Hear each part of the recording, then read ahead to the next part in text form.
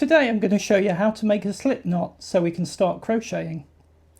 First of all, you've got your yarn and you've got the tail of the yarn that becomes the live yarn because of course it's attached to the ball. All you need to do to create a slip knot is to take the tail,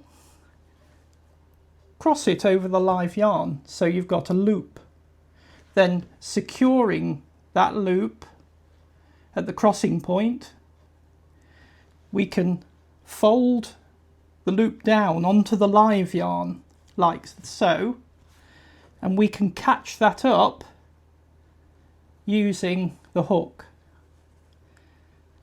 To cinch that loop and the knot closer to the hook, we just pull on the live yarn, not the tail, the live yarn, and it'll sink in place like that.